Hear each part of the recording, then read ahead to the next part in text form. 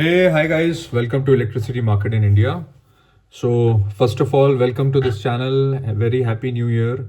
I have not been making videos very frequently, so this video is after a very long time on a topic which has been discussed quite a lot on WhatsApp by many of you, and many of those who have subscribed to this channel has reached over the email that they have put in projects under rooftop as a consumer sometimes, and also there are certain generators, small scale generators, who has entered the opex model and have done projects for consumers by putting it on their roof, and they have entered into a power purchase agreement with these customers.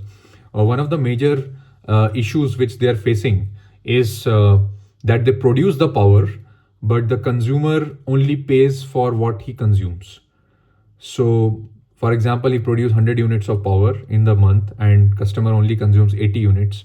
Although as per the PPA, the customer is supposed to pay for whatever it is produced, he only ends up paying for the what he consumes. So this difference of production of power and consumption of power is called deemed consumption, or it's sometimes called deemed generation, and also in the PPA it is referred to as take or pay option. So you pay for what you take.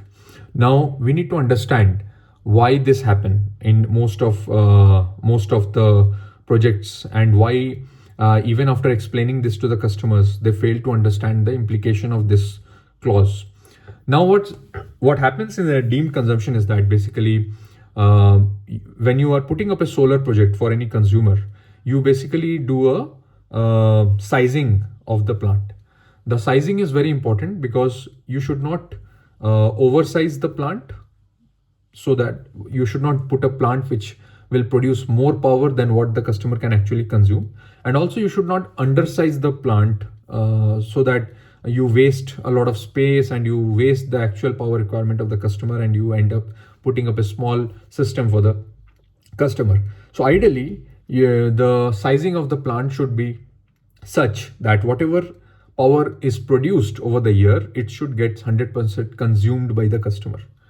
But many a times, what we see is there are cases where suppose the consumer's factories shut down, or they take a breakdown, or there is a closure of the factory for a few days because of holidays and all. And in those days, when the power is getting produced, the customer is not consuming that power. So when the bills are raised, invoiced, they say that we have not consumed for 5-6 days in the month, and why you are charging us for that. These are especially there in the cases of tea estates and seasonal industries, where for certain season the entire plant is shut down and there is no production and there is no consumption of power. Now you need to understand as a consumer of power that the project which is installed for you is 100% capitalized on day one by the developer.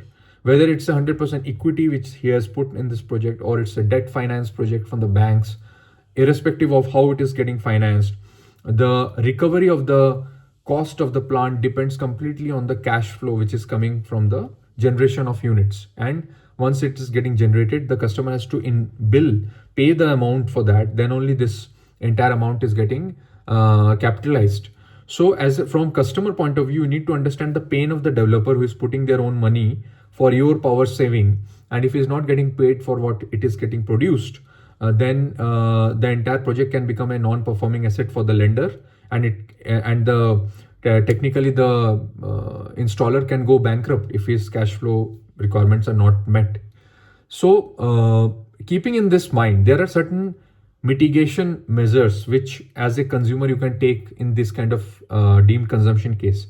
For example, if it's a rooftop project, you should ideally opt for a net metering system, so that when you are not consuming as a consumer, because on Sundays or maybe on holidays and all, you can basically pump this power to the grid, and you get this excess power which is being fed to the grid written off against the non-peak time, like the night time when solar is not there, so that whatever gets produced, you basically end up consuming that either in the morning time or in the evening time.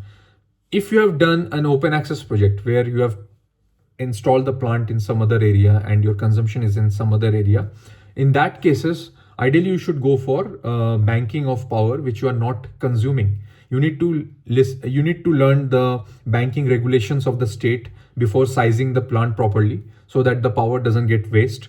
Ideally, most of the states in India is giving monthly banking. So what it means is, if you're getting producing more and you are not able to consume as a consumer, you can bank that excess power for using it during the night time or during the off peak time or during any other day of the month.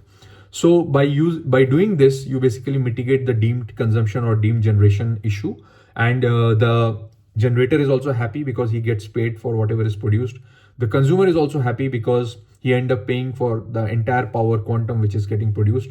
And if this relationship continues like this, ideally the customer accrues a lot of saving, and the generator also maintains his cash flow, and finally he can end up service his debts which he has taken from the bank. So hope this clarified the deemed consumption clause. For more details in this under this topic, if you still have more doubts, you can write in the comment box. And those who are new to the channel, do think of subscribing to this channel so that you get all the timely updates on the power sector. It's a very big sector, employs a lot of people. I have developed some courses for you guys, and I'm very happy and I'm very thankful to all the Indian audiences who have subscribed to that. Almost 10,000 global students, more apart from India, have subscribed to these courses, and they are taking benefit of this certification in their day-to-day life. So a very big thank to all of my people who has subscribed to this channel and who has taken up my courses. I wish them all the best, and that's it from my side today, and I'll come back with some more inclusive topic for all of you. And in case you want to know more about some other topic, do write in the comment box. I'll try to come back to that as soon as possible. So have a great day. Thank you. God bless.